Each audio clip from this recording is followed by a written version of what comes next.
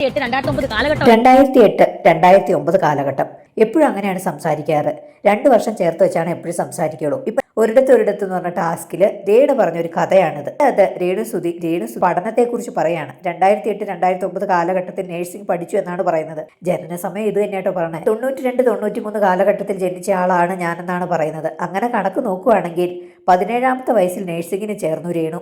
17ാമത്തെ വയസ്സിൽ സാധാരണ എല്ലാവരും +2 അല്ലേ പഠിക്കുക. കാരണം 15ാമത്തെ വയസ്സിൽ 10ാം ക്ലാസ് എഴുതി പിന്നെ 16, 17 +2, 18ാമത്തെ വയസ്സിലൊക്കെ അല്ലേ പിന്നെ ഒരു ഹയർ സ്റ്റഡീസിലോട്ടൊക്കെ പോകത്തുള്ളൂ.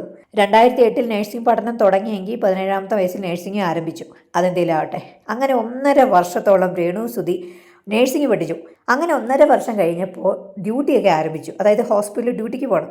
അങ്ങനെ ഡ്യൂട്ടി ആരംഭിച്ചപ്പോൾ അത് പുള്ളിക്കാരിക്ക് ഇഷ്ടമായില്ല. കാരണം വെച്ചാൽ ബ്ലഡൊക്കെ കാണുമെന്നാണ് പറയണത്. എന്നാൽ ഞാൻ പറയുന്നത് അതല്ല, പുള്ളിക്കാരിക്ക് പണിയെടുക്കാൻ വയ്യ. അതാണ്. ഇപ്പം നിങ്ങൾ മെഡിക്കൽ കോളേജിലൊക്കെ പോയിട്ടുള്ളവരാണെങ്കിൽ ചിന്തിച്ചാൽ മതി. അവിടെ മെഡിക്കൽ കോളേജിലെ MBBS സ്റ്റുഡൻസിലൊക്കെ ഏത് തരത്തിലാണോ പണിയെടുക്കണേന്ന് നിങ്ങളൊന്ന് ആലോചിച്ച് നോക്കിയേ. അപ്പം നേഴ്സിംഗ് സ്റ്റുഡൻസിൻ്റെ അവസ്ഥ എന്തായിരിക്കും? എല്ലാം ഊരി എടുക്കത്തില്ലേ? അതുപോലെ പണി ചെയ്യേണ്ടി വരും. അങ്ങനെ പണി ചെയ്യാൻ മടി കൊണ്ടാണ് അതിട്ടിട്ട് ഓടിയത്. അവിടെ ചെന്നപ്പോഴാണ് അറിഞ്ഞത് നല്ലതായിട്ട് പണിയെടുക്കണം എന്നുള്ള കാര്യം. അതോടെ എനിക്ക് പറ്റില്ല എന്ന് പറഞ്ഞിട്ട് വിട്ടിട്ട് പോയി. അതാണ് നടന്നത്. എന്നാൽ അതിനുശേഷം എഞ്ചിനീയറിംഗിന് പോയി ചേർന്നു. ഞാനൊരു കാര്യം ചോദിച്ചോട്ടെ, ഈ ഹ്യൂമാനിറ്റീസ് പഠിച്ചവർക്ക് എഞ്ചിനീയറിംഗിന് അഡ്മിഷൻ കിട്ടുമോ? അപ്പൊ ചോദ്യം ചെയ്യേണ്ടത് ആരെയാണ്? കോളേജ് അധികൃതരെ ചോദ്യം ചെയ്യണം. പഠിച്ച പകുതി ആയപ്പോഴത്തേനും അതും തീർന്നു. കാരണം സർട്ടിഫിക്കറ്റ് 10th +2 സർട്ടിഫിക്കറ്റ് ബാംഗ്ലൂർ ഇരിക്കും. +2 10th സർട്ടിഫിക്കറ്റ് ഇല്ലാതെ എങ്ങനെയാണ് ആ കോളേജിൽ അഡ്മിഷൻ കിട്ടിയത്?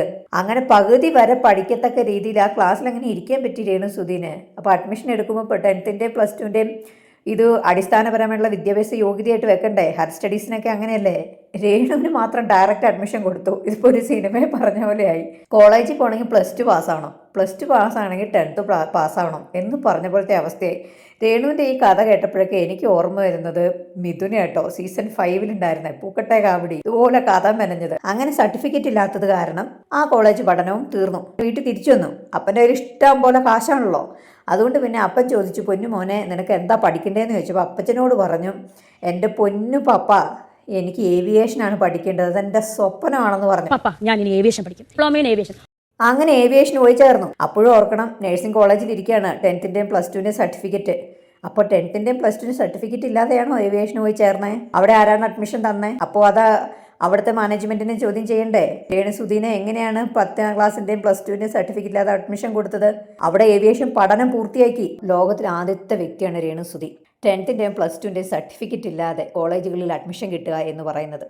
ഇനിയിപ്പോൾ കോളേജ് അധികൃതർ സൂക്ഷിച്ചോ, നിങ്ങളുടെ കോളേജിന് പൂട്ടാൻ ഇനി ആൾക്കാർ വരും. കാരണം നിങ്ങൾ അനധികൃതമായിട്ടാണ് ഒരു അഡ്മിഷൻ കൊടുത്തേക്കുന്ന ഒരു സ്റ്റുഡൻറ്റിന് ഏവിയേഷൻ പഠിക്കാൻ, പിന്നെ കമ്പ്യൂട്ടർ എഞ്ചിനീയറിങ്ങിന്. നഴ്സിംഗ് പിന്നെ പകുതിയുടെ ഇട്ടിട്ട് ഓടിയെന്നാണ് പറയുന്നത്. പുള്ളിക്കാരി പോയോടത്തും നിന്നോടത്തും പുള്ളിക്കാരനെ ഹെൽപ്പ് ചെയ്തവർക്കൊക്കെ 8ന്റെ പണിയാണ് കിട്ടണത്. ഇപ്പോൾ ഏവിയേഷൻ പഠിപ്പിച്ചവരുടെയും എഞ്ചിനീയറിംഗ് പഠിപ്പിച്ചവരുടെയൊക്കെ അവസ്ഥ എന്താവോ എന്തോ. എന്തായാലും മുടി വെച്ച് കൊടുത്തവർക്കും വീട് വെച്ച് കൊടുത്തവർക്കും സ്ഥലം കൊടുത്തവർക്കും സഹായിച്ചവർക്കൊക്കെ 7ന്റെയും 8ന്റെയും 10ന്റെയും പണി മേടിച്ചിട്ടിരിക്കുകയാണ്.